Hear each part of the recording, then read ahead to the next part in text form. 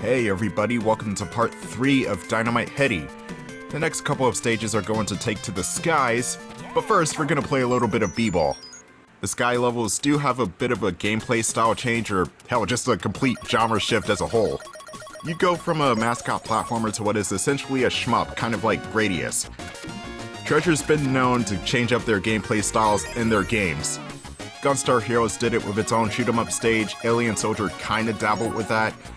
I'm not sure if that McDonald's game did it, though. I have to play that one. Still can't believe Treasure made a McDonald's game. Oh, also, the secret number is 2 in my case. So the last number I got is 2. Gotta remember that. I'm gonna throw your ass off of this tower. Man, I hate this cat. Anyway, we got a bit of a boss fight with trouble brewing on this tower, which kind of reminds me of Dark Queen's tower from Battletoads. Only except you can die very easily here. This stage is pretty tough if you're not careful. And also, in the American version, this was called Stair Wars. I'm pretty sure you can guess the reference. I only wish there was a giant moon-shaped space station in the background. That would have completed the reference. But this boss, depending on what version you're playing, is either very tolerable or very tedious. And it basically comes down to how Trouble Bruin's AI works. So in the Japanese version, Trouble Bruin will shoot out these spears that will cut pieces of the tower off. He does this a set amount of times before he attacks head-on. The westernized version is more or less the same, except Trouble Bruin's AI is, random? So, he can spend a minute to 2 minutes on end not even trying to ram you and just shooting the spears out. And that's simultaneously both nerve-wracking and boring because you don't even know when he's going to ram you again so you can attack him, and you're also over this bottomless pit. Which granted, you do not die instantly if you fall down there, it's just that you take a lot of damage if you do. So you want to be careful, not fall into pits, and also try not to get run over by Trouble Bruin, he hurts.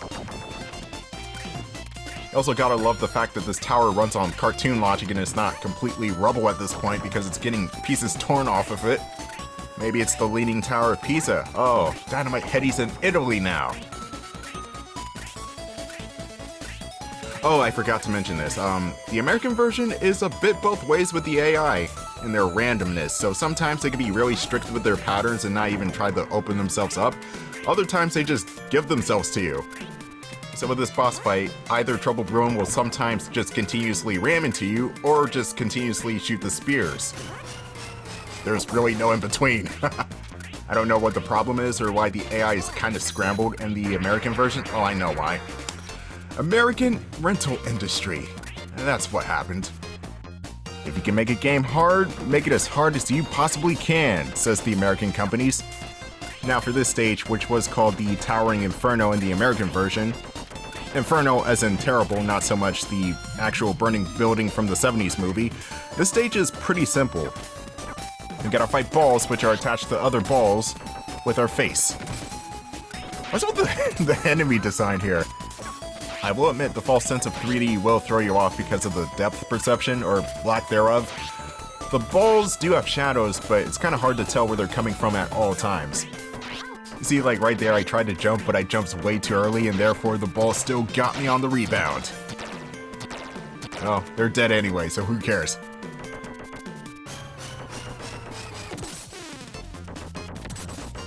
Oh, please, no more balls. Now, these actually look like testicles, so what? I got hit. And I don't know if this is me, but I don't like how the background scrolls. It's kind of off-putting compared to the rest of the stage. Like, I'm going to the right, so therefore the windows should be going left, right? No, they go right as well.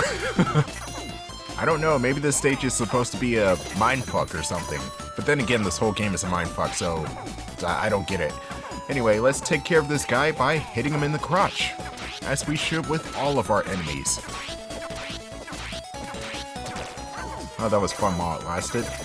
Now, this boss fight is pretty simple, especially if you get the stopwatch item. All you have to do is hit the Armadillo Knights in the areas that are open. It will jump and roll around, and sometimes on occasion, though it's kinda rare, it will shoot to the sides. Like, it will shoot its sides out towards you.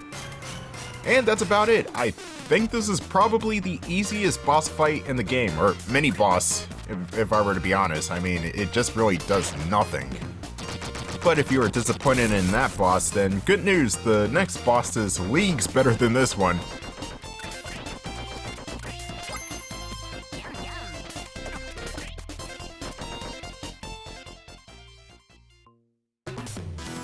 Oh, I get it. There's gonna be another situation where we can't fight a boss because Heather beat us to it.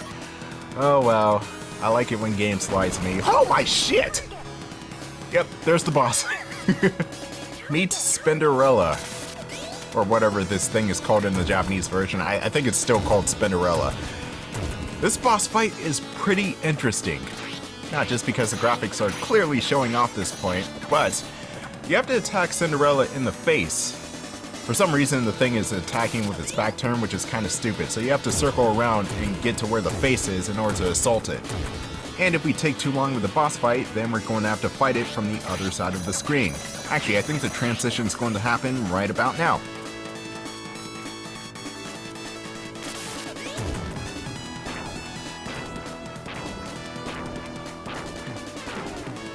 Same rules apply on the background as they did on the foreground. You have to jump over the arms in order to avoid them and get to the face.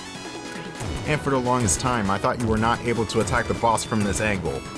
But turns out you can. You can actually walk up to the boss from the background and still strike him in the face.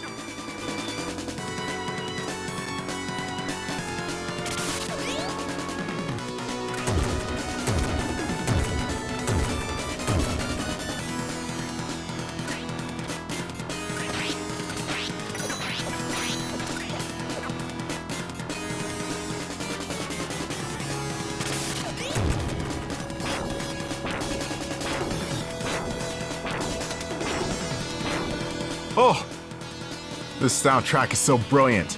It's actually my favorite track in the game. I forgot what it was called too. All the soundtracks in this game have a name, or have names to them. I'm just forgetting this song's name though. When I find out, I'll be sure to put it on the screen because it is truly impressive for Sega Genesis game music. And trust me, coming across impressive Sega Genesis music is way harder than it actually sounds.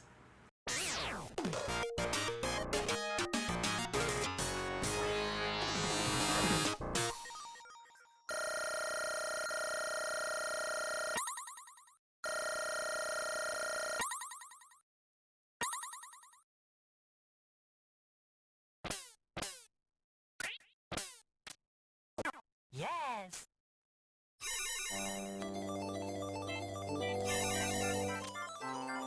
Thank you. And here's Heather again. What is her deal? What is she doing? Is she trying to entice us? I really don't know. What is this game trying to tell me? Anyway, we're taking to the skies. With Airwalker, here's where the game changes. A little bit, but it changes. Instead of on-the-ground action, we are fighting enemies air-to-air. We got 3 different heads to choose from. The first one I got is the biplane, which shoots off pretty weak bullets, but it's a spread shot, and you can also turn around with this thing. The next weapon type is a rocket ship that you cannot change directions or turn around with, but shoots pretty powerful lasers forward. The last weapon type is a bird.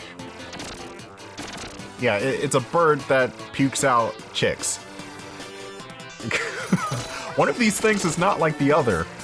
So the bird weapon is good for enemies stationed on the floors because the birds that the chicks that the birds shoot out rather fly in an arc downwards. So that weapon is good for what are essentially bombing runs. Oh, mini boss time! And this mini boss actually kind of reminds me of Rocket Star Heroes? I guess I mixed up Rocket Knight and Gunstar Heroes. What I meant was Rocket Knight Adventures. Because there was a boss in Rocket Knight towards the end that was kind of similar. It was a big old giant battleship. And while we're on the subject of Gunstar, I think there were a couple bosses in Gunstar Heroes that were just giant battleships. So yeah, this game is kind of similar to both those games. Which makes sense in the grand scheme of things because Treasure made Gunstar Heroes as well, and Rocket Knight was made by Konami, which Treasure splintered off of. So it's a bit of column A and a bit of column B. It's kind of like saying that Bloodstain plays kind of similarly to Symphony of the Night or something. Or how Mighty Number 9 is just a shittier Mega Man game. Which it is. Anyway, this boss fight is pretty self-explanatory. You shoot the turrets in the crane. Well, you want to shoot the crane in order to destroy the boss, but you can also shoot the turrets in order to make the boss fight easier. You also want to watch out for this annoying homing shot that just chases you relentlessly around the screen. It also doesn't help that the mist machine is not working. What's going on? I can't see shit here. Another good song for the soundtrack here. This one, I believe, is called Schumacher Fly. As in Joel Schumacher. Like Batman and Robin. I actually like that film. Don't hate on Batman and Robin, folks. It is a good time if you want to laugh. I mean, let's look at it this way. If you're looking for a superhero film that has substance, try literally anything else. If you're looking for a good time that's cheesy, Batman and Robin for sure.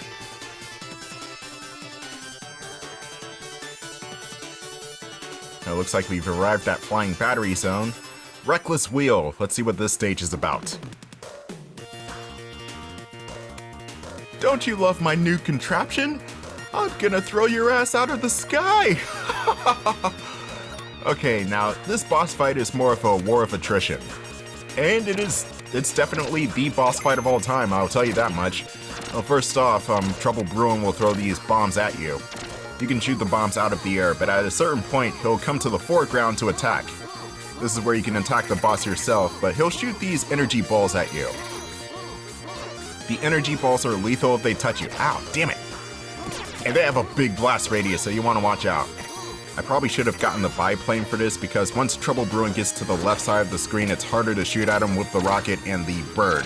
Whereas with the biplane, you can turn around to shoot at him from the right side of the screen.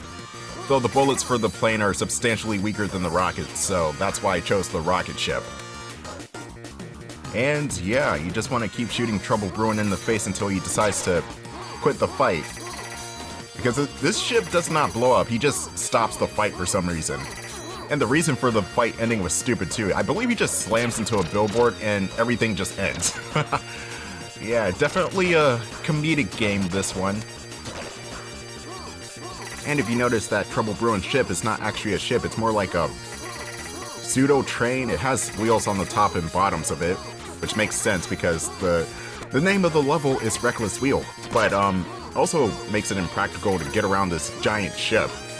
Like, why do you need this? Why not just have an actual plane or something? Look, even if you have to go to Dr. Robotnik, good old Eggman, just take his Egg-O-Matic or something. Why do you need this thing? But that would be too forward thinking, I guess. Now, this stage does play with the foreground-background elements, just like with the previous boss fight, only except you cannot attack Catman while he's back there at all. So it sucks to suck when he's back there. He's staying back there for a long-ass time, too. Come on, take your laser shots like a man!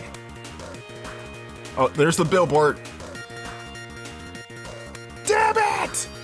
I knew I should have gotten 10 treads! Anyway, here's the next stage, which is more of a dedicated shooter. So, I hope you like R-Type.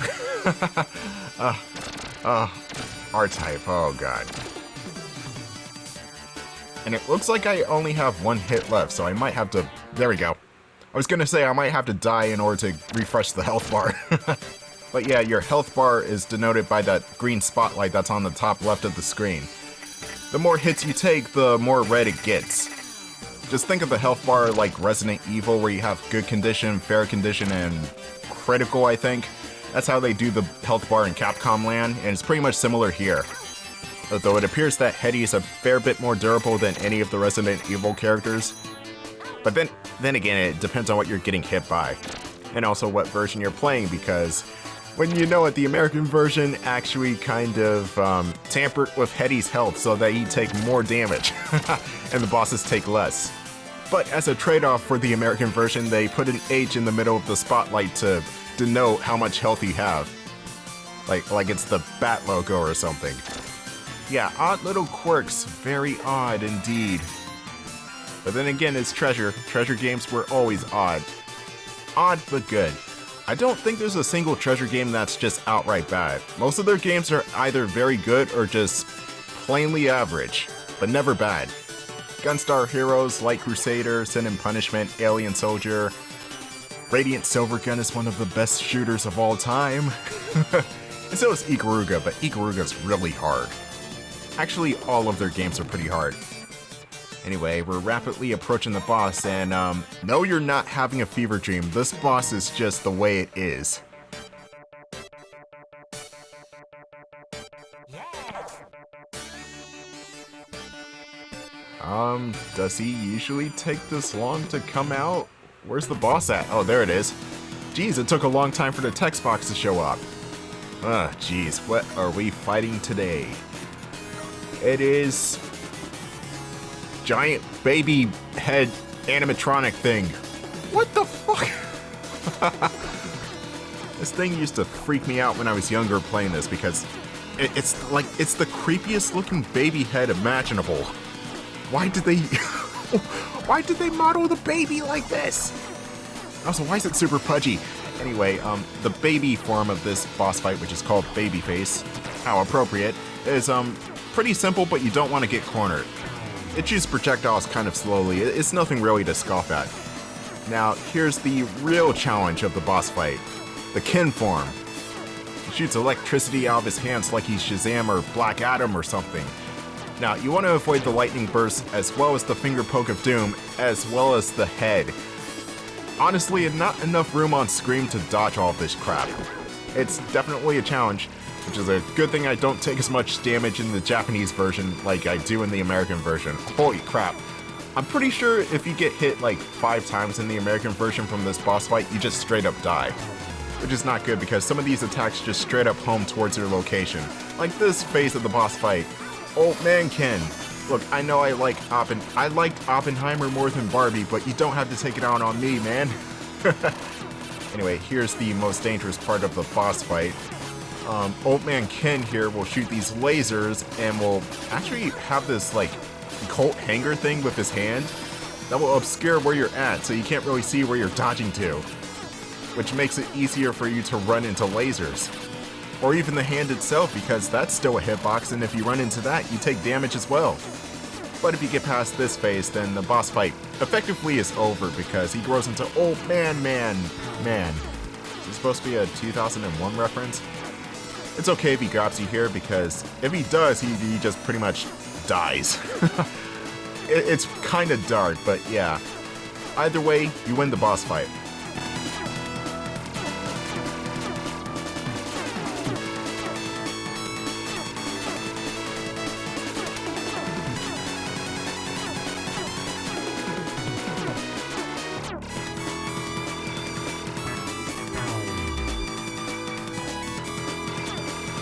You've got a secret bonus point.